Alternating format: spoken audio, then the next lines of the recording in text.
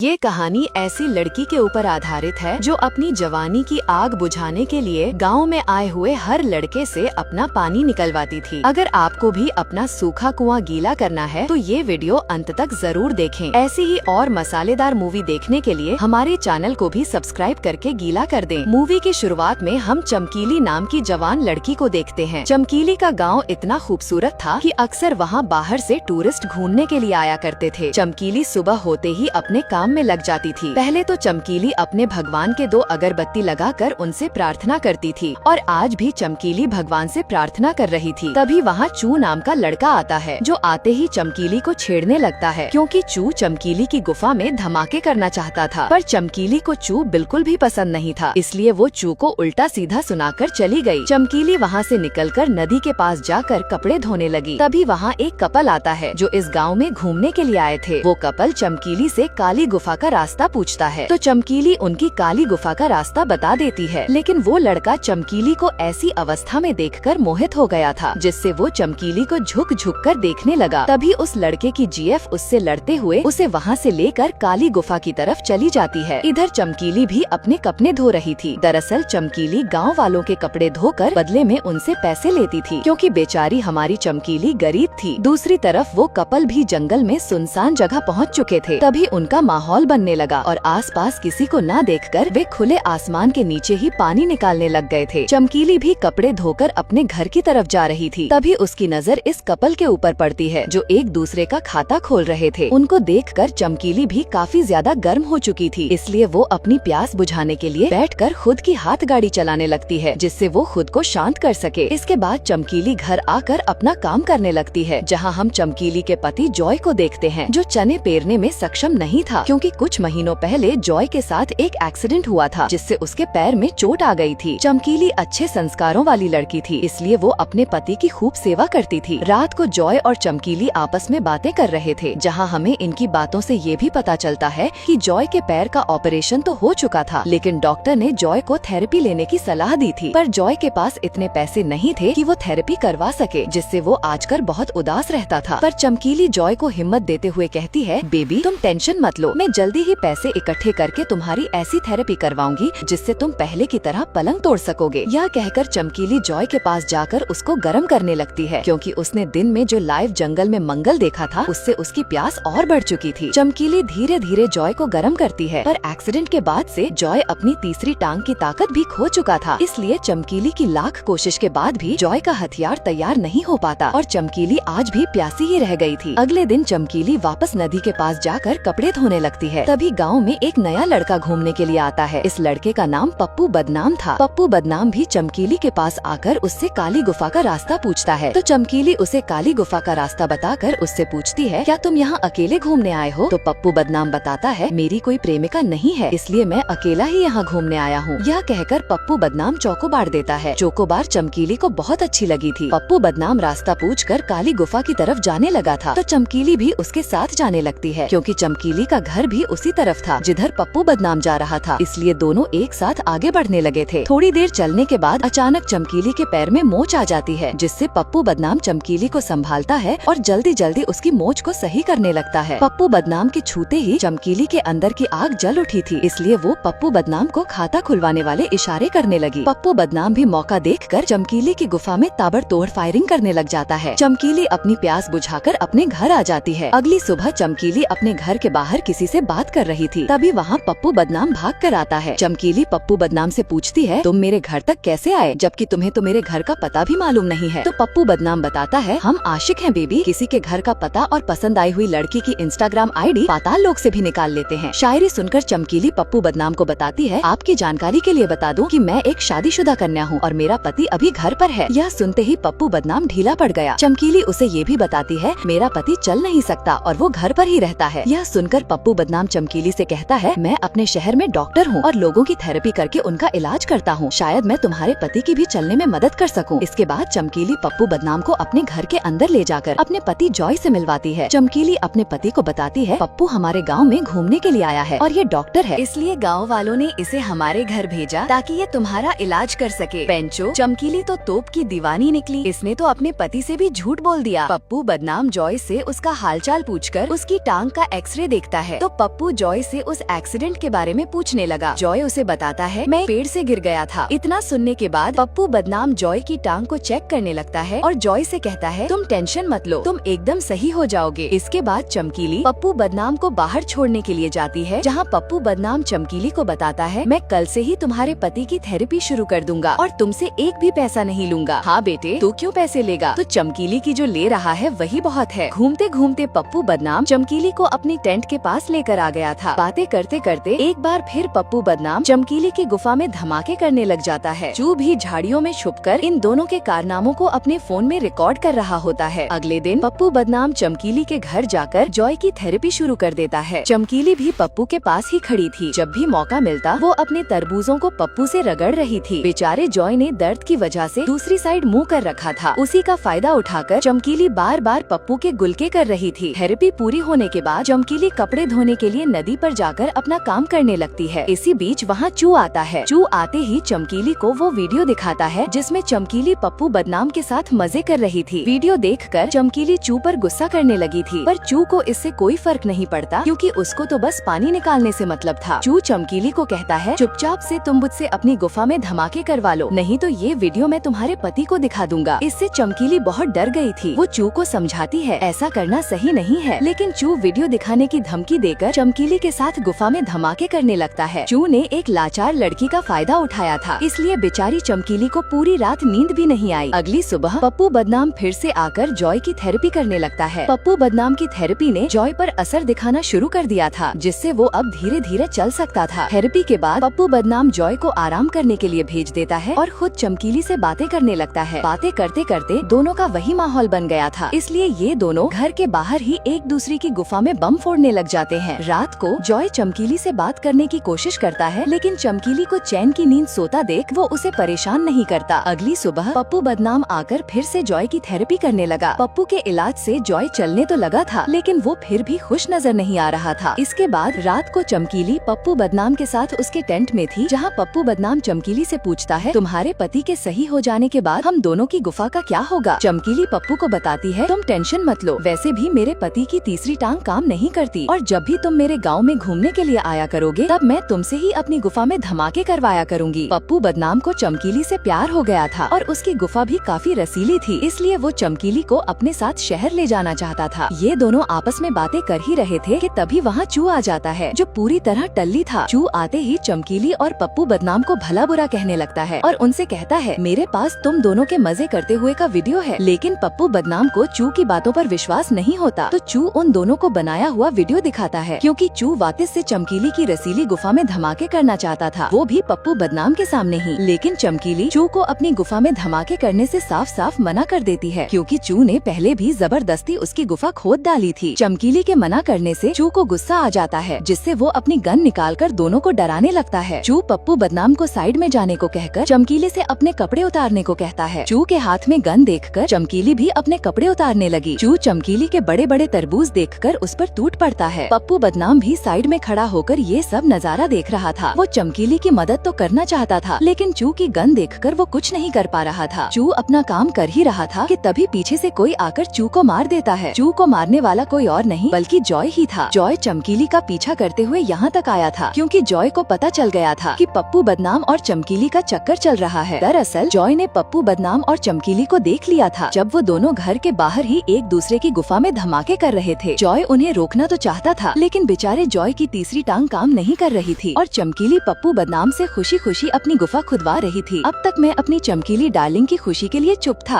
अगली सुबह पप्पू बदनाम अपने घर जा रहा था। जाने से पहले वो जॉय से माफी मांगता है, क्योंकि उसने उसकी पत्नी की गुफा में धमाके किए थे। जॉय को गुस्सा तो बहुत था, लेकिन वो पप्पू से कहता है, मैं तुम्हारी वजह से चलने लगा हूँ, इसलिए तुम्हें जाने दे रहा हूँ, लेकिन आज के बाद हमारे गाँव में मत आना। इसके बाद पप्पू बदनाम जॉय को बाय बोलकर वहाँ से चला जाता है। फिर चमकीली अपने पति को थैंक यू बोलती है, क्योंकि उसने उनकी रास लीला को माफ कर दिया था और अब तो जॉय के चलने की वजह से उसकी तीसरी टांग भी काम करने लगी थी। इसलिए जॉय अब जोरदार तरीके से चमकीली की गर्मी बाहर निकालता है, ताकि अब वो किसी और के पास ना जाए। और यही इस मूवी की हैप्पी एंडिंग हो जाती है। Thanks for watching.